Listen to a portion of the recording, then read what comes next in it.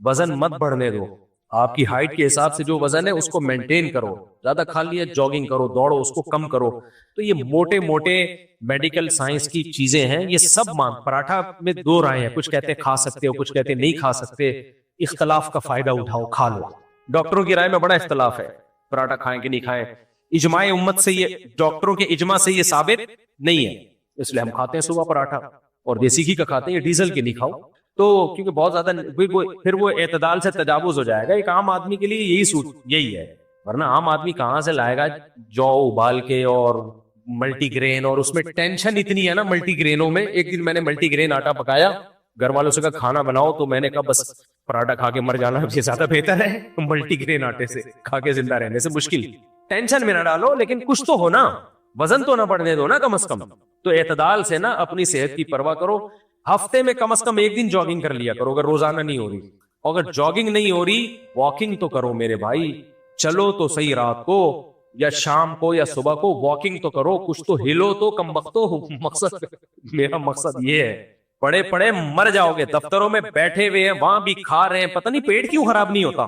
मुझे जब दावतों में लोग कहते हैं ना आपने इतना क्यों नहीं खाया, मैं कहता हूँ वो समझते हैं बहुत परहेजगार है ये हजरत जी, धोने वाले लिए। मैं कहता हूँ मैं हजम नहीं कर सकता यार इतना जितना तुम लोग हजम कर रहे हो। तो तुम पे हैरान हो रहा हूँ, क्योंकि आदत नहीं डाली ना हमने।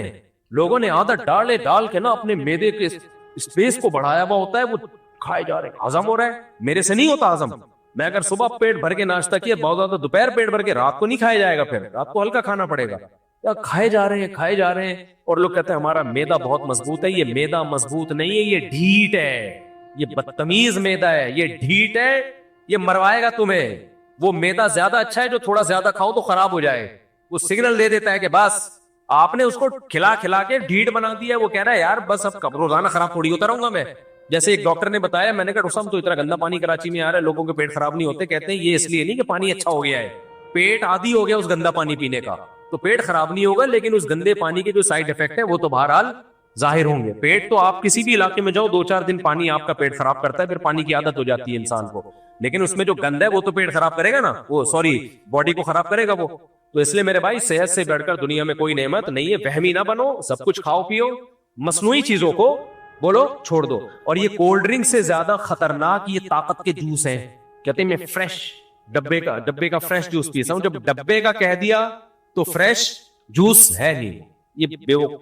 मैंने एक दिन बयान में कहा था कि एक साहब मुझे कहने लगे कि मैं ना एक मल्टीनेशनल कंपनी बड़ी मशहूर है, मैं नाम नहीं लेता, उसका वो जूस पीता हूं मैं, ऑरेंज जूस। मैंने कहा ऑरेंज भी कहते हैं, उसमें विटामिन सी होता है। मैंने कहा यार लतीफा सुनाने से पहले बता देना चाहिए कि बहुत बड़ा लतीफा सुनाने वाला हूं, ताकि मैं उस हिसाब से अपने लंग्स में स्पेस पैदा करूं हंसने की। एकदम इतना बड़ा लतीफा सुन के ना बाज़ हार्ट अटैक का खतरा होता है। कंपनी का जूस है, उस पे क्या कह रहा है, विटामिन सी कह रहा है, उसमें लिखा हुआ होता है। मैंने कहा बेवकूफ किसी और को। ये मैं इस स्टाइल से आपको इसलिए बयान कर रहा हूं ताकि आपको यकीन आ जाए डब्बों के जो जूसेस होते हैं कितनी अजीम शान कंपनी हो, वो जापानियों ने क्यों ना बनाई हो। उसमें हल्फिया बोल सकता हूं, विटामिन सी बोलो नहीं होता, हो नहीं सकता उसमें। क्योंकि विटामिन सी आप जब उसको गर्म करोगे या उसमें केमिकल डालोगे, उसको सेव करना पड़ता है ना। वो जूस ऐसा तो नहीं है ना कि इधर डब्बे में आया इधर लोगों ने पी लिया। कम से कम भी 1.5-2 हफ्ते तो दुकान में रहेगा ना वो। तो विटामिन सी तो आप लेमन जब निकाल के रखते हो ना काफी देर तक, उससे से उड़ जाता है, गायब हो जाता है, जो बिल्कुल ऑर्गेनिक है। इधर कहां से रहेगा। तो ये विटामिन सी के नाम पे बेवकूफ बन रहे हैं लोग। डब्बे पे लिखा हुआ होता है, लिखने पर गवर्नमेंट ने कोई पाबंदी लगाई है। मैं वो डब्बा बनाऊं, उस डब्बे पे लिखूं इतना आयरन, इतनी मैग्नीशियम, इतना पोटाशियम, इतना फलाना। अब कौन जाके चेक करेगा है भी कि नहीं है। होता क्या है, कंपनी कहती है कि जब हमने ये डब्बे में पैक किया था तो ये था, उस वक्त का लिखा हुआ है वो, बस कंपनी इसकी जिम्मेदार है, उस पर केस नहीं हो सकता। अब ये नहीं कि 1.5 हफ्ते बाद भी है, कंपनी कहेगी जब पैक किया था भाई था, उस वक्त था। जैसे एक आदमी को आदत थी चीजों को ठोकर मार के पूछता था ये क्या है। तो एक बेचारा जो है वो गांव का आदमी शीशे के बर्तन लेके जा रहा था पोटले में बांध के। तो इस सेठ ने उस बर्तन को उसको नहीं पता था सेठ साहब को कि इसके अंदर शीशे के बर्तन है। इसने उस पोटले पे जोर से ठोकर मारी पांव की। बोला इसमें क्या है, कह रहे है नहीं, था, अब नहीं। तो होगा विटामिन सी आयरन मायरन किसी जमाने में जब डब्बे में उसको डाला गया था, हो सकता है था, अब नहीं है भाई। मेरा गला बहुत सेंसिटिव है, पेट भी, मुझे लैब टेस्ट कराने की जरूरत नहीं पड़ती किसी जूस की। गला मेरा फौरन बता देता है कि 2 नंबर चीज है। कुछ लोगों को अल्लाह ने कुछ दिए होते हैं ऐसे सेंसर लगाए हुए होते, कितनी ही अच्छी कंपनी का जूस, एक गिलास भी पी लूं मेरा गला और पेट भी बता देता है कि गलत चीज गई है पेट में। लेकिन आप ये फ्रेश जूस पियो, गन्ने का जूस भी पी लो ना, हालांकि उसमें भी ऊटपटांग चीजें डाली जा रही है, फिर भी वो इन पैकिंग की जूसों से अच्छा है वो जो कंपनी पैक करके आपको पिला रही है। अव्वल तो जूस पियो ही नहीं, चाहे कोई भी जूस हो, चाहे ऑर्गेनिक ही हो। फल पैदा किया ना अल्लाह ने, सेब खाओ, सेब का जूस क्यों पी रहे हो? आम खाओ, आम का जूस क्यों पी रहे हो? अंगूर खाओ, अंगूर का जूस क्यों पी रहे हो? भाई ये सब चीजें खाओ ना, क्या मुसीबत है तुम्हें? तो इसलिए ये डब्बे वब्बे सब छोड़ दो, ये सब बेवकूफ बनाने की। एक डॉक्टर की बात कर रहा हूं, आप लोग कहेंगे मौलवी साहब क्यों मेडिकल साइंस की बातों में घुस रहे हो? भाई डॉक्टर की बात कर रहा हूं, बड़े डॉक्टर, उन्होंने कहा जिस चीज का भी एड चल रहा है ना टेलीविजन पे कि ये खाओ, जिस चीज का भी एड चल रहा है उसको कभी भी मत खाओ, क्योंकि एड ये मोनेटाइज होता है, कंपनी इसके पैसे देती है।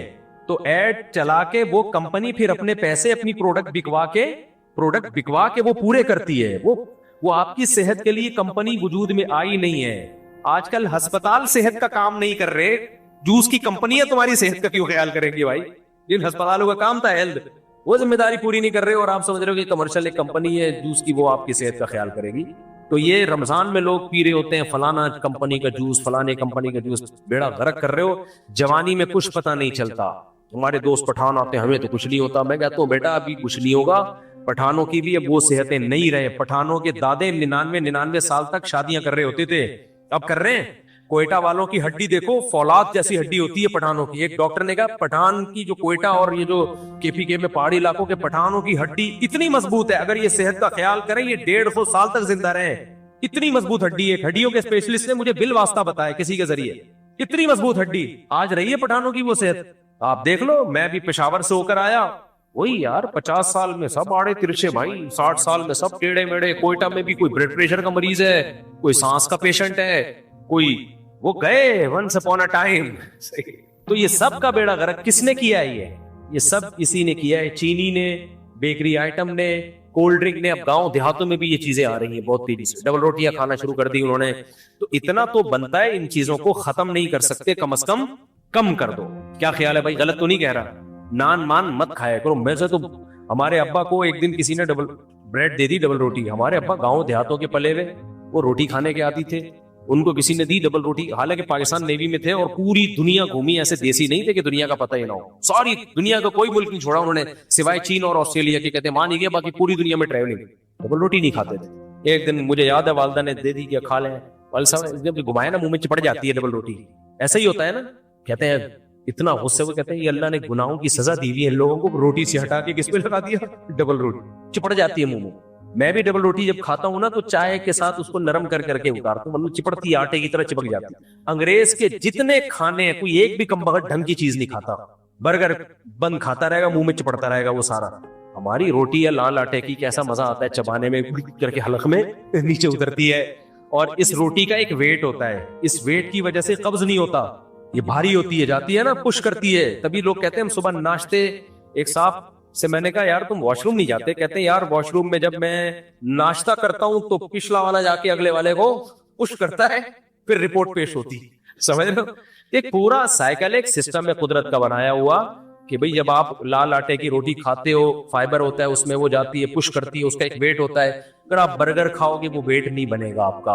अगर आप खाली ये इसी तरह की चीजें फोड़ते फाड़ते रहोगे तो वो नहीं बनेगा। कब्ज की बीमारियां, बड़ी आंत का कैंसर, पता नहीं क्या क्या। कोई बंदा अपना जाके टेस्ट करा के देखे, वो बीमारियों का डब्बा निकलेगा, डब्बा, बीमारियों का डब्बा। और इस बीमारियों से जिंदगी अजाब बनी हुई है। सुस्त बैठे रहते हैं, पड़े हुए, जहां पड़ा हुआ, नींद नहीं आ रही, बेख्वाबी, डिप्रेशन, न चल सकता है, न बात कर सकता है। लतीफा सुनाओ तो हंसी नहीं आएगी, कम वक्त को बैठा रहेगा, हिलाना पड़ता है, बे लतीफा सुनाया मैंने।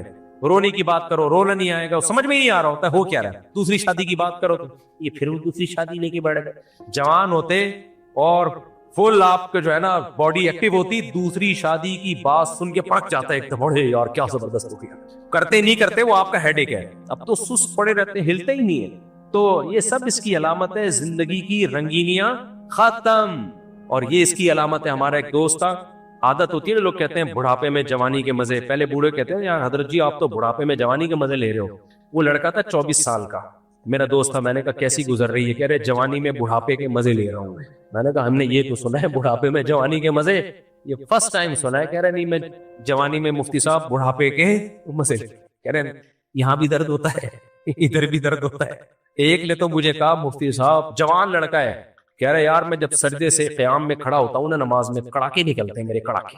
कह रहे ये क्या हो रहा है? कड़ाके समझते हो, कटक कटक की आवाजें आती है, जितनी भी हड्डियां हैं ना चटकती हैं। मैंने कहा अभी से आपका ये हाल हो गया है, कड़ाके निकल रहे हैं आप, किसी के कड़ाके निकल रहे हैं, किसी के शड़ाके निकल रहे हैं। कोई अब पहले आपको ये कुर्सियां नजर आती थी मस्जिदों में, हैं? जिंदगी हमने गुजारी, बूढ़े मेरे नाना 99 साल में 98 साल तक तो खड़े होकर तरावी पढ़ी है उन्होंने।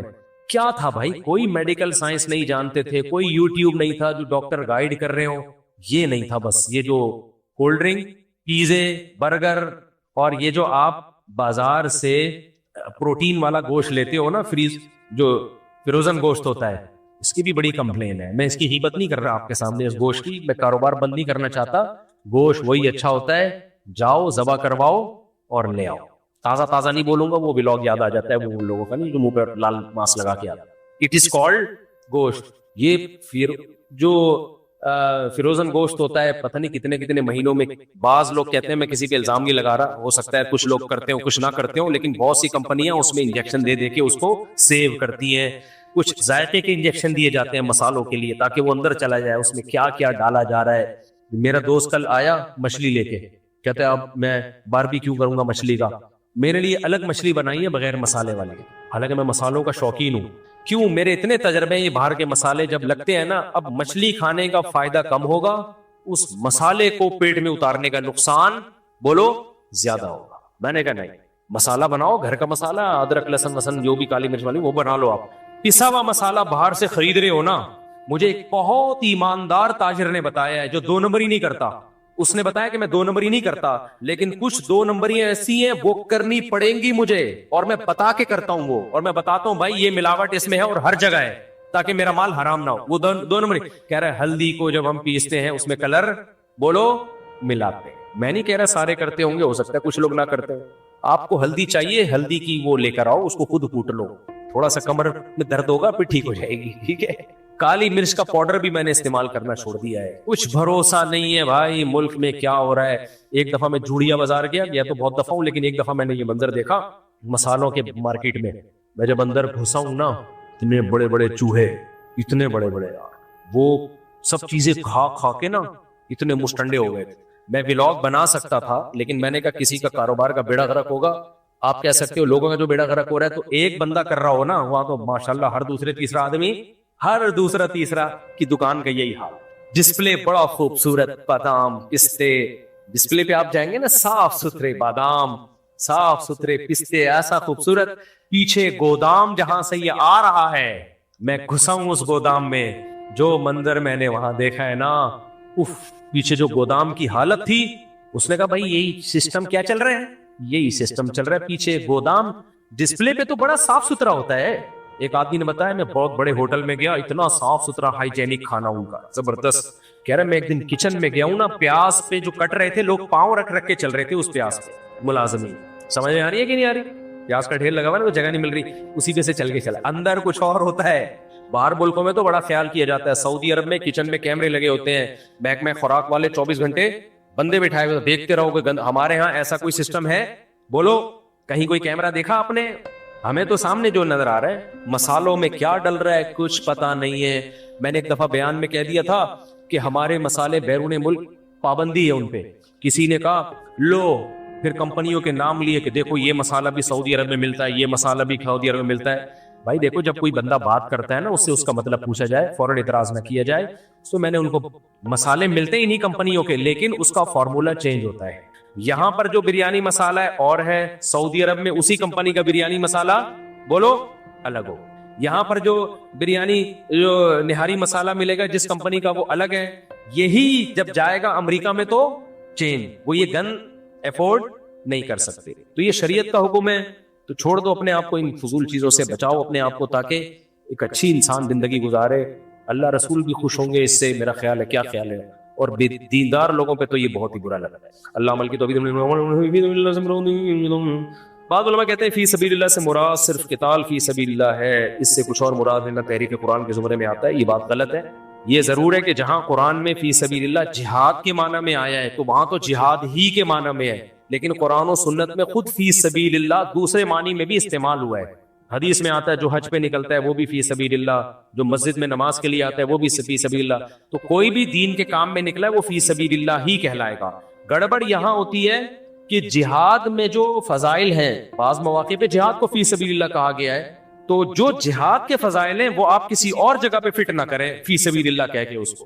तो फी सबीलिल्लाह तो सारे काम है, लेकिन जिहाद फी सबीलिल्लाह के जो स्पेसिफिक अलग से फजाइल है वो किसी और जगह फिट करना जायज नहीं है, ये गलत हो जाएगा। फिर वो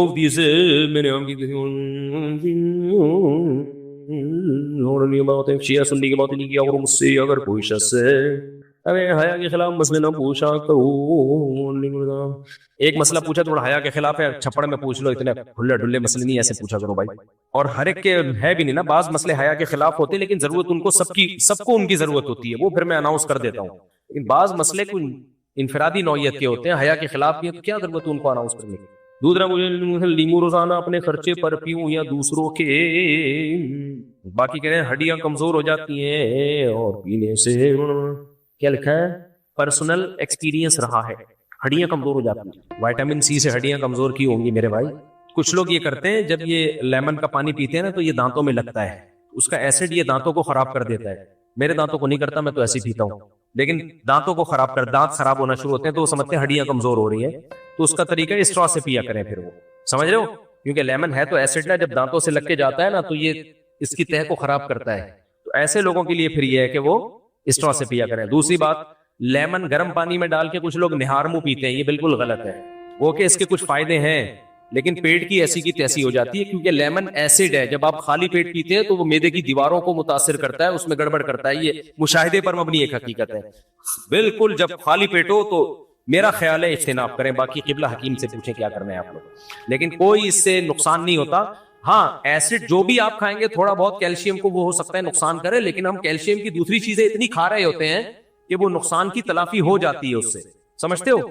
अब एक आदमी लेमन ही पे सेट हो जाए वो तो हड्डियां खत्म हो जाएंगी उसकी, लेकिन लेमन के साथ साथ फिर वो देसी घी खा रहा है या रोटी सालन गोश्त जो भी अंडे मंडे भी तो खा रहा होगा ना, तो उससे फिर ये होगा कि लेमन के भी फायदे होंगे और कैल्शियम भी आएगा। खाली लेमन ही पे सेट हो गया तो फिर तो गलत है। लेमन खाली पी लिया करो, बहुत फायदेमंद चीज है, इन बातों में मत पड़ो। रोजाना एक गिलास पीने में कोई हर्ज नहीं हो, बहुत फायदा है इसके फायदे इसके नुकसान से ज्यादा है। नहीं खाना तो जाओ, जो मर्जी करना है करो। वो दुआ कीजिए मेरे बेटों की शादी हो जाए, खानदान में 2-3 साल से।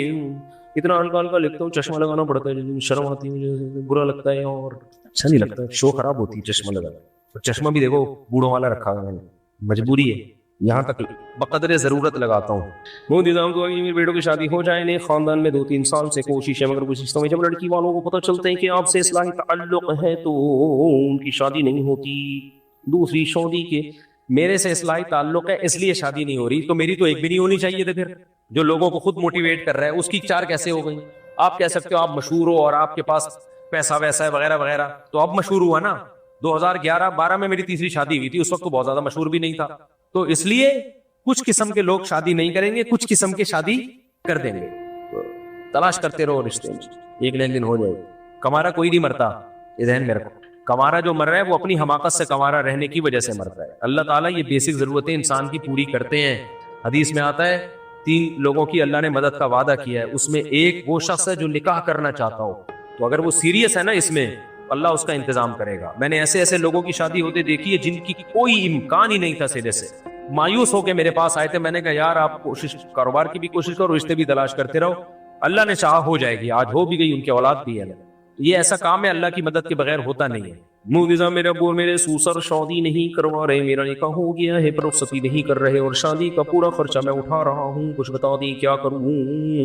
रुखसती नहीं कर रहे तो आपने कोई एग्रीमेंट किया था निकाह से पहले कि इतने अरसे के बाद रुखसती होगी। अगर एग्रीमेंट किया था तो फिर आपको उस एग्रीमेंट की पाबंदी करनी पड़ेगी। शुरू में एग्रीमेंट कर लेते हैं कि 2 साल तक, फिर एकदम इनको दिमाग के जो है ना वो जुनून चढ़ता है।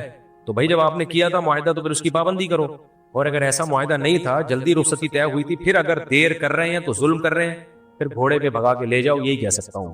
डॉक्टर इसरार साहब कहते हैं कि जब तक दीन मगलूब है इस वक्त तक कोई कारोबार जायदाद बनाना दुनिया में रहना हराम है।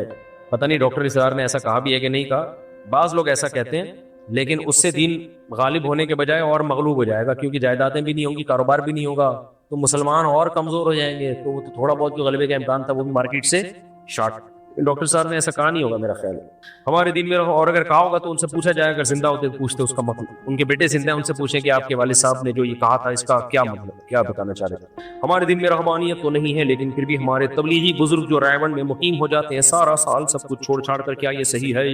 सब कुछ छोड़ छाड़ के नहीं होते, उनकी बीवी बच्चे भी होते हैं, और वो पहले से इतने कारोबारी लोग होते हैं, उनका चलता हुआ कारोबार होता है, उससे उनकी अर्निंग आ रही होती है, उससे बीवी बच्चों को खिला रहे होते हैं। दीन के लिए वक़फ हो जाना ये रहबानियत नहीं है, बशर्ते कि आप बीवी बच्चों का खर्चा उठा रहे हो। रहबानियत जब है जब आप निकाह भी ना करो कि मैं शादी नहीं करूंगा ताकि बच्चों का खर्चा ना उठाना पड़े, और फिर दीन के लिए वक़फ हो जाओ, ये रहबानियत है।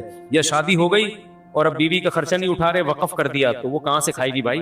तो रायवन में मेरे इल्म में जितने भी मुकीमीन हैं वो सब के चलते हुए बिजनेस हैं, कारोबार है, अब वो सब चीजों से आजाद होकर दीन की खिदमत के लिए वक़फ कर दिया और उनके कारोबार चल रहे हैं। तबलीग में कहीं भी इसकी इजाजत नहीं दी जाती, हत्ता कि आप साल लगाना चाहते हो ना, और आपका अभी इम्तिहान होने वाला है, तो तबलीग वाले आपको साल के लिए 4 महीने के लिए नहीं जाने देंगे, बोलेंगे आप पेपर पहले दो, क्योंकि आपका फ्यूचर बर्बाद हो रहा है। अगर कोई पर्सनली अपने तौर पर गलत कर रहा है तो फिर तबलीग वाले उसके जिम्मेदार नहीं। तो ऐसी रहबानियत तबलीग में है नहीं, जहां तक मेरी मालूम। और अगर कोई कर रहा है तो वो अपने तौर पर कर रहा है, उसका तबलीग को जिम्मेदार न ठहराया जाए। कराची में तकरीबन चंद रोज बाद हुकूमत के हुक्म की वजह से रास्तों को बंद किया जाता है, जिसकी वजह से अवाम और एम्बुलेंस वगैरह को वो शदीद मुश्किलात का सामना करना पड़ता है। तो क्या जो पुलिस एहलकार रोड बंद करवाते हैं उन्हें गुनाह होगा? भाई पुलिस तो पाबंद होती है हुकूमत के फैसलों के, वो तो वही करेगी जो, वरना हुकूमत उनको बहुत सख्त केस बन जाता है पुलिस के खिलाफ अगर वो ऑर्डर को फॉलो ना करे। अलबत्ता जो मजहबी लोग ये कुछ कर रहे हैं वो बहरहाल मुजरिम है। मैंने हदीस कई बार सुनाई है, नबी ने फरमाया सबसे आखिरी दर्जा ईमान का ये है कि रास्ते में तकलीफ दे चीज अगर कोई नहीं उठाए ना तो आखिरी दर्जे पे भी नहीं है। तो ये तकलीफ दे चीज ना उठाने पर है, और रास्ते को बंद कर देना तकलीफ दे चीज, यानी ये कांटा पड़ा हुआ है वो इतनी तकलीफ नहीं देता। और हदीस कह रही है कि उसको अगर आपने नहीं उठाया तो आप ईमान के आखिरी दर्जे में भी नहीं है। और जो पूरा जुलूस ला के रोड ब्लॉक कर दे, लोगों के आने जाने के रास्ते बंद हो जाए, एम्बुलेंसों को मुसीबत पेश आए, और दुनिया के किसी मुल्क में ऐसा नहीं होता, ये जो हमारे यहाँ ही हो रहा होता है, ये तो ऐन अजाब में डाल दिया आपने लोगों को, तो वो ईमान के आखिरी दर्जे में भी कहा, तो पहले दर्जे में भी नहीं है। इसलिए बंद होने चाहिए सारे जितने भी जुलूस जलसे। अभी क्या हुआ है जापान में, जिन्होंने, जो मेरे होस्ट है ना जापान में, जिन्होंने मुझे बुलाया था, उनका फोन आया, उन्होंने कहा जापानियों ने वीजे बंद, जापान ने वीजे बंद कर दिए, मुफ्ती साहब तबलीग के वीजे बंद कर दिए, उलमा के वीजे बंद कर दिए। मैंने कहा क्यों? कहते हैं कुछ लोग गए थे यहीं से, तो रबीउल अव्वल के मौके पर उन्होंने जुलूस भी निकाले, रोड बंद की, और चंदे भी दबा के मांगे। मैं नहीं कह रहा सारे बरेलवी ऐसे होते हैं, चंद लोगों ने, बरेलवियों में भी बहुत से लोग एक दूसरे के मुखालफत कर रहे हैं, ऐसे टोले की जो जिसका काम ही चंदागिरी है और उनका काम ही है। तो उन्होंने, आज ही की बात है, आज फोन आया, कह रहे वहां जाके इलीगल चंदे भी मांगे, क्योंकि जापान में चंदे का भी एक उसूल है, ट्रस्ट होना चाहिए, फाउंडेशन होनी चाहिए, उसके एक लीगल। और जापानी ऐसे आड़े तिरछे काम नहीं करने देते, आओ बस कोई हिसाब ही नहीं है, कुछ भी नहीं, मांगना शुरू कर दो।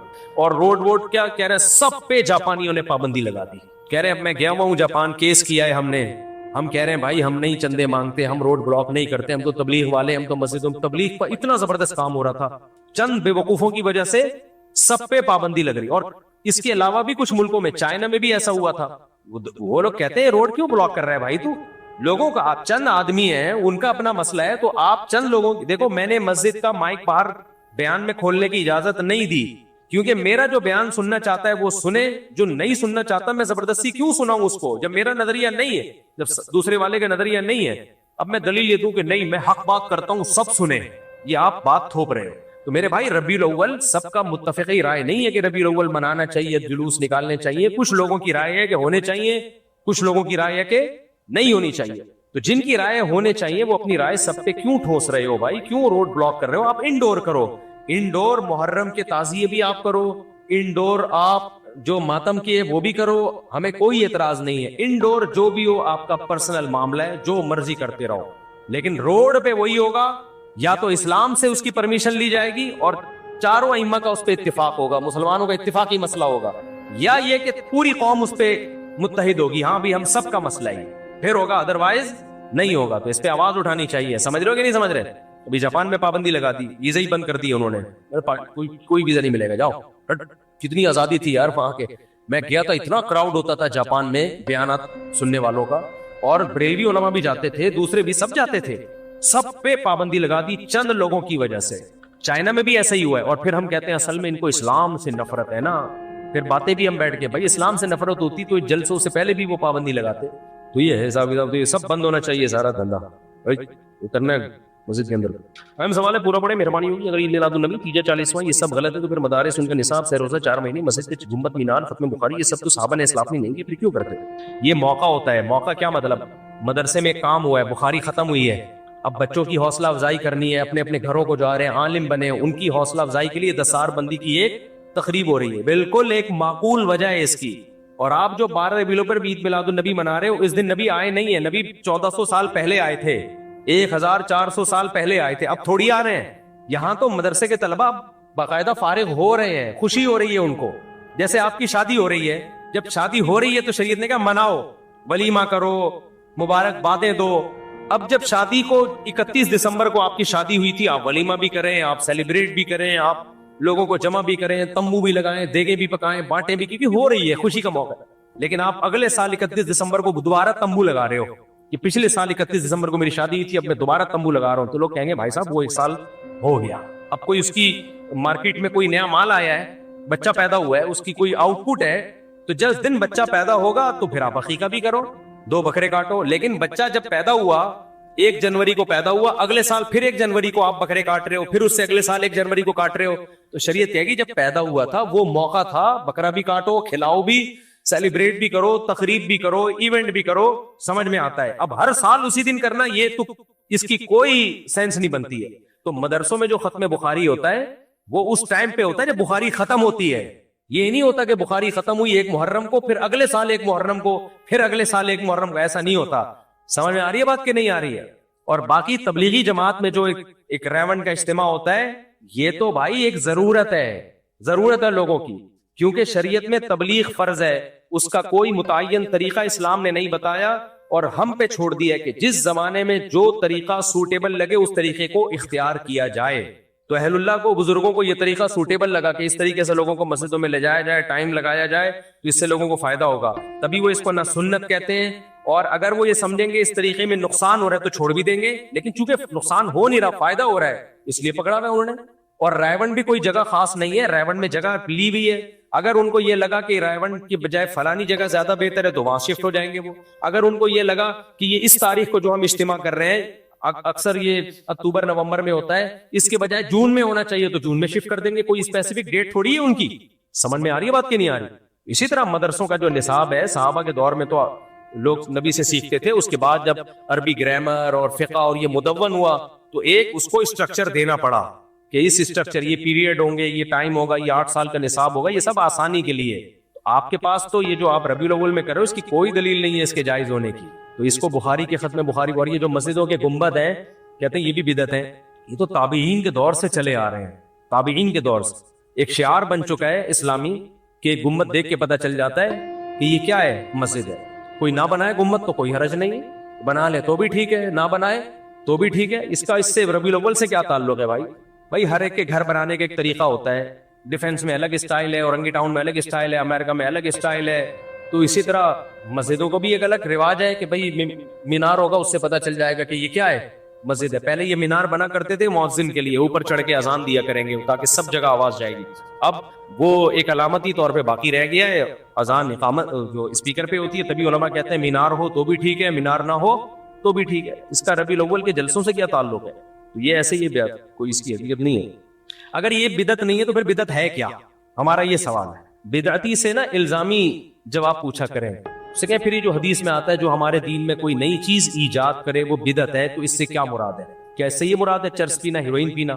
वो दीन में ईजाद थोड़ी है, वो तो वैसे ही हराम है ना। दीन में ईजाद का मतलब दीन ने जिम्मेदारी नहीं ली और आपने उसको ईजाद करके किसके खाते में डाल दिया? इस्लाम के खाते में डाल दिया। ये है बिदअत। देखो गालिबन अब्दुल्ला बिन मसूद थे या हजरत अब्बास थे या अब्दुल्ला बिन अब्बास, 3 सहाबी में से एक थे। मुझे क्योंकि 20 साल हो गए ये वाकया पड़े हुए, तो मुझे हो सकता है सहाबी का नाम लेने में गलती हो रही है। उन्होंने मस्जिद में लोगों को जिक्र करते हुए देखा, इज्तिमाई नाबीना हो गए थे आखिरी उम्र में। हजरत अब्बास रजी अल्लाह तआला अन्हु थे या अब्दुल्ला बिन अब्बास, दोनों में से कोई है। गालिबन अब्दुल्ला बिन अब्बास थे। मैं सही पहुंचा हूं क्योंकि आखिरी उम्र में वो नाबीना हुए थे और हजरत अब्बास तो उम्र में भी ज्यादा थे। अब्दुल्ला बिन अब्बास में देखा है ना आखिरी जमाना। तो अब्दुल्ला इब्न अब्बास ने जब देखा ना इज्तिमाई हल्के लगा के लोग जिक्र कर रहे हैं, गालिबन रिवायत में आता है आपने कहा कि पत्थर मार के इनको बाहर निकालो। क्यों? नबी सल्लल्लाहु अलैहि वसल्लम के दौर में इस तरह नहीं होता था, इसलिए उलमा ने लिखा है जिक्र के लिए तदाई, तदाई का मतलब लोगों को जमा कर करके इज्तिमाई हैयत पे जिक्र करना, ये जायज नहीं है। एक होता है लोग बैठे हुए हैं उनको जिक्र पे लगा देना, ये इत्तिफाकी इज्तिमा है, ये जायज है। जैसे आप लोग आए हुए हो, अब मुझे लगा कि यार ये इनको ये बयान इतना अरसे से सुन रहे हैं, जिक्र करने की कमबख्त तो कहने वाला था लेकिन मुनासिब नहीं है, इनको जिक्र करने की आदत नहीं है, सिर्फ शादियां शादियां सुनते रहते हैं, पराठों की बातें सुनते रहते हैं, पिज़्ज़े बर्गर कोल्ड ड्रिंक सुनते रहते हैं, छोड़ेंगे फिर भी नहीं। तो इनको कुछ अल्लाह अल्लाह सिखाओ, तो मैं आप सबको लगा दूं भाई चलो 100 दफा ला इलाहा इल्लल्लाह पढ़ो, ये इज्तिमाई जिक्र नहीं कहलाएगा, इसलिए कि इज्तिमा तो ऑलरेडी हुआ हुआ है। उन सबको हमने तालीम के लिए जिक्र पे लगा दिया। एक ही होता है कि मैं बोलूं आज इतवार का बयान नहीं होगा, तमाम अहबाब से गुजारिश है आज जामे मस्जिद अल फलाहिया में इशा की नमाज के बाद इज्तिमाई जिक्र की महफिल लगेगी, तमाम हजरात तशरीफ लाएं, बहुत फायदा होगा। ये बिदअत है, क्योंकि इज्तिमाई इबादत जो शरीयत ने बताई है वही कर सकते हो। फजर की 2 सुन्नतें इनफिरादी हैं, इज्तिमाई पढ़ सकते हो? नहीं पढ़ोगे तो क्या बन जाएगी?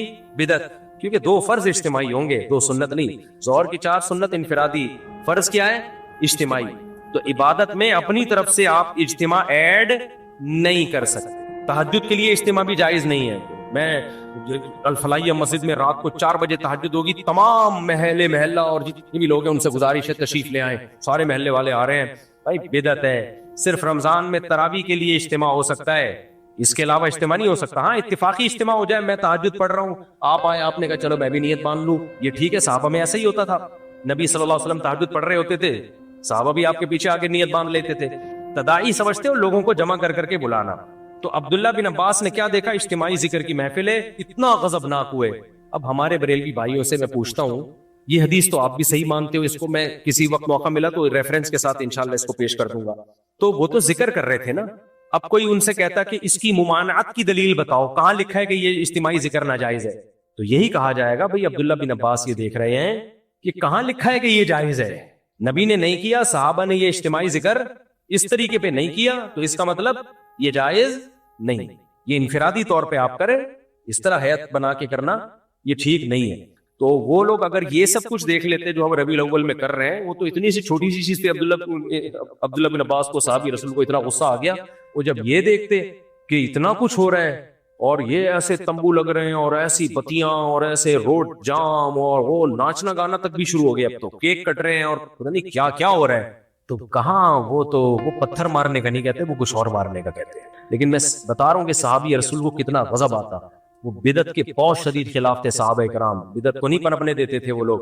इतनी चेंजिंग की इजाजत नहीं दी है कि ईद की नमाज से पहले जो नबी खुतबा ईद की नमाज के बाद दिया करते थे और जुम्मे में ईद की नमाज से पहले, तो एक खलीफा ने क्या किया, ईद का खुतबा भी ईद की नमाज से पहले शुरू कर दिया। इस पे एहतजाज शुरू किया साहबा ने, ये कौन सी बिदत शुरू कर दी भाई तुमने? जो खुतबा बाद में वो बाद में रहेगा, जो पहले है वो पहले रहेगा। फजर की 2 रकअतें 2 रहेंगी, 3 नहीं हो सकती। तो बिदत ये भी नहीं है, तो भाई फिर बिदत है क्या? What is बिदत?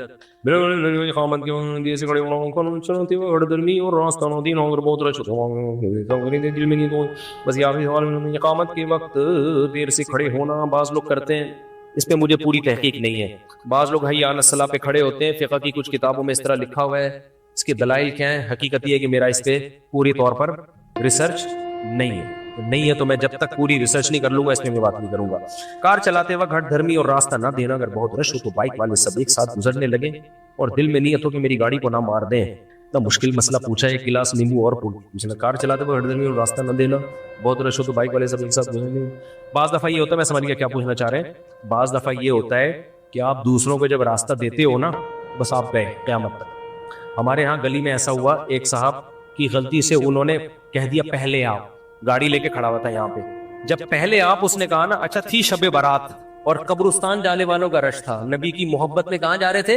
कब्रिस्तान, और रोड फुल जैम, तो गुजर, अब एक को रास्ता, उसी के पीछे दूसरी गाड़ी, उसी के पीछे तीसरी गाड़ी, अब चौथी पांचवी गाड़ी को नहीं पता ये बंदा आधे घंटे से खड़ा हुआ है यहाँ पे, हर गाड़ी समझ रही है कि मैं पहले आया हूँ। अब वो क्या हुआ कि अब उसको कोई रास्ता ही नहीं दे रहा, वो कह रहा है यार मेरी गलती हो गई, मैंने एक गाड़ी गुजरने दी। अब वो गाड़ी वालों को कह रहा है यार थोड़ी देर रुक जाओ, मैं घंटे से यहाँ खड़ा हुआ हूँ, मेरे पीछे 2 गाड़ी है, हम गुजर जाएंगे। लेकिन गाड़ी वाले ढीठ, क्योंकि जा कहाँ रहे हैं? शबे बारात मनाने, कब्रिस्तान में मुर्दों की बख्शिश करवाने। इतनी नहीं हो रही कि यार एक आदमी रिक्वेस्ट कर रहा है, दो गाड़ियां हैं, तुम जरा ब्रेक लगा दो, उसको गुजरने दो, क्योंकि नहीं गुजरने दोगे तुम्हारे पीछे तो गाड़ियों की लाइन है, एक लाइन है पूरी, इसको तो घंटा लग जाएगा खड़े खड़े यहां। नहीं, मैं यहां बयान कर रहा था, आवाज आई गालियों की ना, मैंने कहा पता नहीं क्या हुआ, देखा वो गुत्तम गुत्ता वो लड़ाई। फिर जब तफ्तीश की तो पता चला भाई एक आधा घंटे से यहाँ खड़ा हुआ है, गाड़ी के पीछे गाड़ी चिपकी हुई है, कोई इसको गुजरने नहीं दे रहा। इसकी गलती थी कि पहली गाड़ी को इसने जाने दिया था। तो ये है कब्रिस्तान जा रहे हैं मुर्दों की, और शबे बारात पे जो ड्रामेबाजियां हो रही हैं कब्रिस्तान पे, अब तो खवातीन भी जा रही हैं, चम्मक छल्लो बन के जा रही हैं कब्रिस्तान मुर्दों को बख्शवाने के लिए। लोग चाह रहे हैं काश हम भी इसी कब्र में लेटे हुए होते, कितना अच्छा मौसम चल रहा है यहाँ पे। सब ड्रामेबाजी है मेरे भाई, शबे बारात के नाम पे सब ड्रामे चल रहे हैं। रबीउल अव्वल की अलग कहानियां हैं, मुहर्रम की अलग कहानियां, ये सब मौलवियों के मंजन है। ये क्या है? एंटरटेनमेंट है जिसको एक दूसरा, इबादत तो कोई नहीं कर रहा होता शबे बारात में, कुछ लोग होते हैं जो घरों में कर रहे होते हैं, बाकी तो सब यही चल रहा है मार्केट में। चम्मक छल्लो बनी हुई लड़कियां और लड़के नहा धो के तैयार हुए हुए होते हैं सब। आखिरी सवाल पूछ लो, ये बेचारा काफी देर से कर रहा है, जहां इतना सब्र किए बैठ गया यार। पीसी साहब, दो सवाल थे मेरे।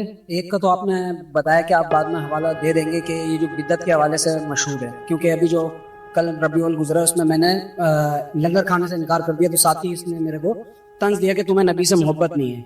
इसका आप हवाला दे देंगे तो मैं साजिद भाई वगैरह किसी से ले लूंगा। दूसरा सवाल ये है कि अभी कुछ टाइम पहले एक फिरके का जुलूस हुआ था जिसका आपने तज़किरा किया, चुप ताजिया जी, तो उसमें उसी फिरके के एक शख्स ने मुझे बोला कि ये चीज़ बढ़ती से बढ़ती जा रही है, हालांकि वो उसी फिरके का था।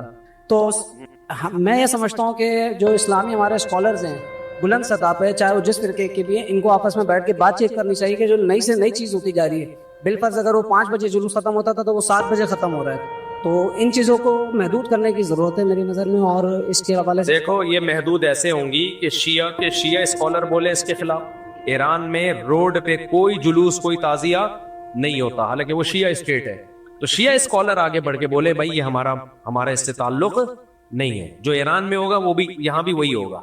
बरेलवियों में जो मोतदिल है वो बोले कि ये रबीउल अव्वल में जो कुछ हो रहा है ये क्या है, गलत। हम बोलेंगे तो हमें तो वैसे ही खुश के वहावड़े कहते हैं ये लोग, तो वो हम तो बस मिंबर पे एक तरगीब दे सकते हैं कि भाई शिया में जो मोतदिल उलमा है, जैसे एक शिया आलिम ने टीवी में बयान दिया था कि ईरान में फतवा आया है कि शेखैन अबू बकर उमर को बुरा भला कहना हराम है। मुझे बड़ी अच्छी लगी थी उन शिया आलिम की ये बात, उन्होंने टीवी पे अनाउंस किया कि ईरान में ये वहां के कोई मुफ्ती है, उनका फतवा है कि भाई ये साहबा को बुरा भला कहने पर ये जायज नहीं है। इस तरह के लोगों को, लेकिन हर मसलक में ना पसंद शिद्दत पसंद मौलवी ही को किया जाता है, ये हमारा मिजाज है। एतदाल वाले आदमी को लोग पसंद वैसे ही नहीं करते, लोग कहते हैं ये मौलवी तो महफिल सजाता ही नहीं है, लोगों को यही पसंद है कि दे दना दना, इस स्टाइल ही यही है। अस्सलाम वालेकुम।